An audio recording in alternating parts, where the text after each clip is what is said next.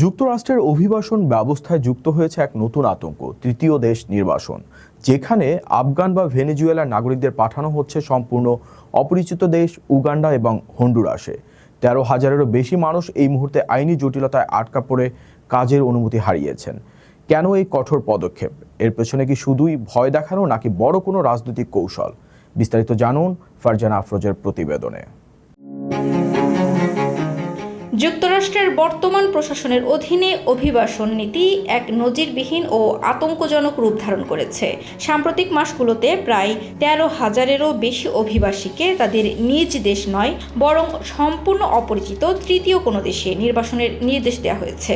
এই তালিকায় থাকা ব্যক্তিরা বৈধভাবে আশ্রয়ের আবেদন করে রায়ের অপেক্ষায় ছিলেন, কিন্তু হঠাৎ করেই তাদের জানানো হচ্ছে তাদের উগান্ডা, ইকুয়েডর বা হন্ডুরাসের মতো দেশে পাঠিয়ে দেওয়া হবে, যেসব দেশের সাথে তাদের কোনো পারিবারিক বা সামাজিক সম্পর্ক নেই। উদাহরণস্বরূপ, একজন আফগান শরণার্থীকে পাঠানো হয়েছে উগান্ডায়, আবার ভেনেজুয়েলার নাগরিককে ইকুয়েডরে। মানবাধিকার সংস্থা মোবাইল পাথওয়েজের মতে এই কৌশলের মূল লক্ষ্য হল অভিবাসীদের মনে চরম আতঙ্ক তৈরি করা, যাতে তারা ভয়ে নিজেরাই আশ্রয় প্রার্থনার মামলা ছেড়ে দেশ ত্যাগ করে।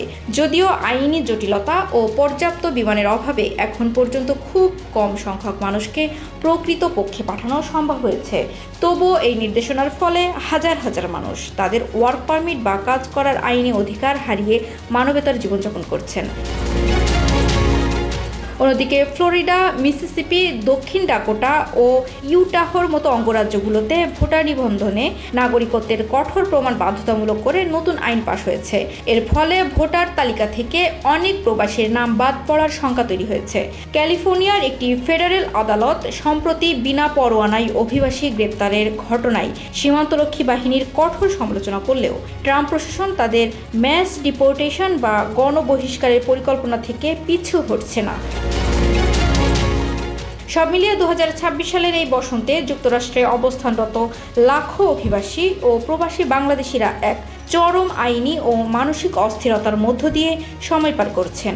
একদিকে কর্মসংস্থানের অনিশ্চয়তা, অন্যদিকে অপরিচিত দেশে নির্বাসনের আতঙ্ক। সব মিলিয়ে মার্কিন মুলুকে প্রবাসীদের ভবিষ্যৎ এখন এক বড় প্রশ্নচিহ্নের মুখে।